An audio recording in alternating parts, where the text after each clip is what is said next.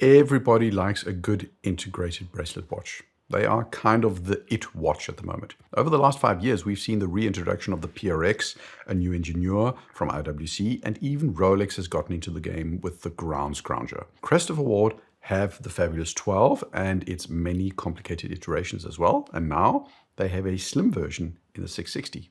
And I like it a lot.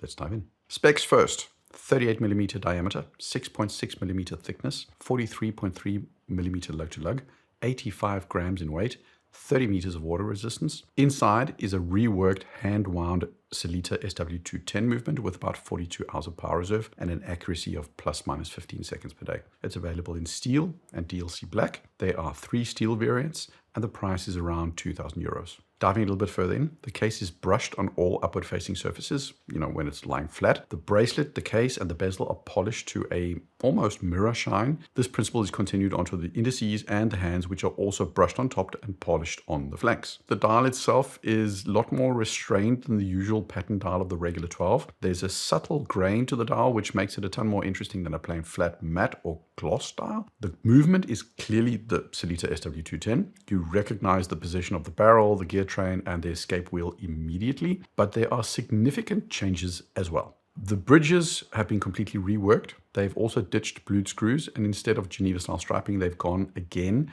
for a brushed approach with a little bit of polish on the flanks, just like the case and bracelet for that matter. This means that the design and finishing choices of the case, dial, and bracelet are continued and consistently implemented on the movement as well. Simply put, this is a great looking watch that wears well. I'm an owner of the regular 12. I'm really happy with that watch, but I find myself wanting this one as well. I'm a big fan of the small Santos, which is actually called medium, but whatever. That's just because men don't buy small, but I like these ultra thin kinds of integrated watches.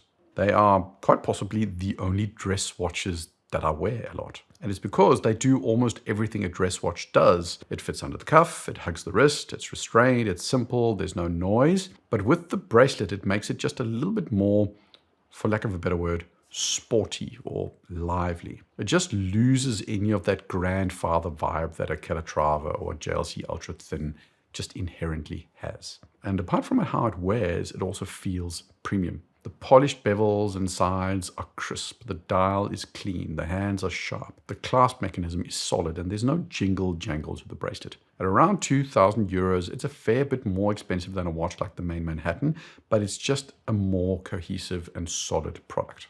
And when I say cohesive, there's a lot that goes into that. They've made a dressier slim watch and they've succeeded in making it actually slim. They've gotten the proportions right and altered the bezel to tone down its flashiness just a smidge. It's not as in your face as the regular 12. The dial is again toned down to match the goal of, creating a slim integrated dress style watch. But it doesn't stop there. Go to the main Manhattan Ultra Thin, which is a very nice watch. But look at the movement inside. It's got Geneva striping that doesn't match the design language of the case. It's got blued screws, which are usually a premium feature, but they feel out of place. Christopher Ward chose to replace the blued screws. Christopher Ward chose to go for a finish of the movement that matches the case of the bracelet, and they reworked the train bridge for what I think is a better looking layout. Fundamentally, the technical architecture of the movement hasn't changed, but it looks like it's part of a whole and not as something that's been slapped in to fit the case. That's an attention to detail that I really think is worth calling out. Hopefully you're enjoying this content. If you are and you're new here, please click the subscribe button. It really helps out the channel massively and you'll be updated whenever I put out a new video. Thanks a ton. So is there anything I don't like about this watch? Aesthetically, not a single thing. I think it's the best version of the 12 so far. The X and the 12 are, the complicated one, are party pieces that just don't speak to me. Although I have seen the complicated one and sometimes I do, and I'm going back and forth about it, but never mind. The point is, I respect them for the halo status that they have, but this 660 is just more me and more for a regular human being. I suppose I would have liked a more accurate movement. The Sellita SW210 can be brought to chronometer level accuracy, but I think they probably just compromised on choosing not to regulate it to that degree, and it's probably a trade-off in price, so the stuff you get in terms of the finishing was what they prioritized over accuracy. Who's it for? It's for the person looking for a really well-spec'd, really good-looking integrated watch. You want something a little bit more solid than a main Manhattan Ultra Thin. You're willing to pay more for a better finished watch than that PRX. You think watches like the Ingenieur and the PRX are maybe a little bit too chunky, comparably speaking. You want a lot of value and a solidly spec'd product. You want a watch with some version of integrity, as I see it. Now, as for competitors, cheaper options are available from dozens of manufacturers. Citizen, Casio, Main, Tissot with the PRX, they're all noticeably less spec'd and solid, but still really, really decent options. Higher up, you start to get into watches like the Tudor Royal, Maurice Lacroix, who have the Icon, Baume Mercier with the Riviera. At the same price, Yema have the Wristmaster Slim for about $2,200, with its claim to fame being a fully self-developed movement with micro rotor and all. It's both a better movement, I feel, and a better looking movement, and it has better accuracy and higher power reserve. Aesthetics-wise, case style bracelet though, probably I prefer the 12. If I could get the Christopher Ward with the Yema movement, that'd be kind of cool. As for the price, for everything you get, I think it's perfectly reasonable. It's clear for me what you get compared to a $1,200 watch, and I can also see what I'm getting more in most of the $4,000 watches out there. Although I would say the gap is closing to the $4,000 watches more and more these days, not just from Christopher Ward, but in general. This watch also gives me a chance to illustrate what really goes into making a watch like this. First up, you've got the design. This is people first drawing on a piece of paper what they would like to build.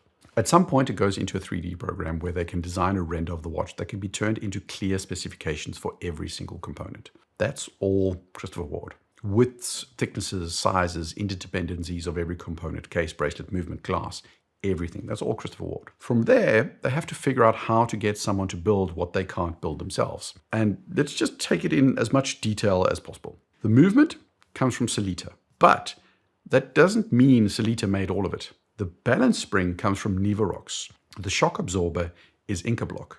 The jewels are likely from another company as well, but the machining of the bridges isn't done by Sellita. It's done by a company called Paoluzzo, which Christopher Ward own a 20% stake in. And the finishing decoration is done by another company called APJ. The bracelet and case come from a third-party provider. The screws that go into that come from another factory that works with a bracelet manufacturer. The dial comes from another company, as do the potential hands. Testing, regulating, assembly is done in-house and takes a not insignificant amount of time. The point is, unless you Rolex and one or two others, making a great watch is a massively collaborative effort. Audemars Piguet and Patek Philippe have other companies do some parts of their finishing and decoration of movements to some extent. To get to this watch, you need to be able to design a watch. You need to be able to spec a watch. And most importantly, your ability to set standards for your suppliers and make sure you get exactly what you need is a massive skill. Now, some people are going to very quickly default to the position of, but they didn't build it. They're just assembling it. And that's just a flawed logic. One, it's a mix. And two, doing this and doing it well is hard. You need to know how to make a good movement to start screwing around with the train bridge. Getting a supplier to machine it right, getting it perfectly fitted, and do a good level of finishing that works is hard. That bridge has gone back and forth multiple times until it hit the criteria they were aiming for. And I'm going to say something that is going to irk the people that think I like Christopher Ward too much. But Christopher Ward, in a sense, are like Apple. In particular, they like Apple under Tim Cook. So everybody was worried that when Tim Cook took over from Steve Jobs, that there would be a lack of vision. Tim isn't and wasn't a visionary. He wasn't a creator at heart. And in fairness, under Tim Cook, that cutting-edge innovation that was so very Steve Jobs hasn't been as prominent. But Tim Cook did something else. He's basically a supply chain guy. With Tim Cook, the quality of Apple's products have increased. Build quality is up. Components are better. The product is just more cohesive. And the fact is, the display you have in an Apple is a Samsung display. I think this right now is one of Christopher Ward's biggest strengths. They make some nice watches for sure.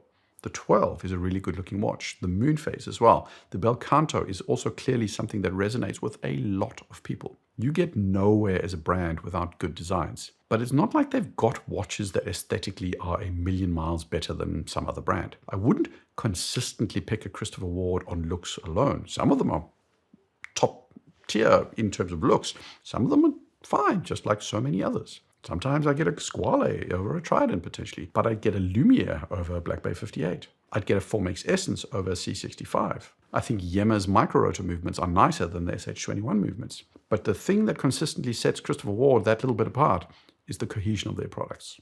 The ability to first design the bespoke Sellita SW210 movement and then get it sourced from the right manufacturers in the quality they want, get it decorated, and all that is a skill that lifts them above the rest. They just have a really high standard for everything they do, and they don't seem to half-ass it, which by now I know there are some brands from Switzerland that often do. So many Swiss brands are complacent because it's too easy to make money. There are so many brands that source the movement that will fit.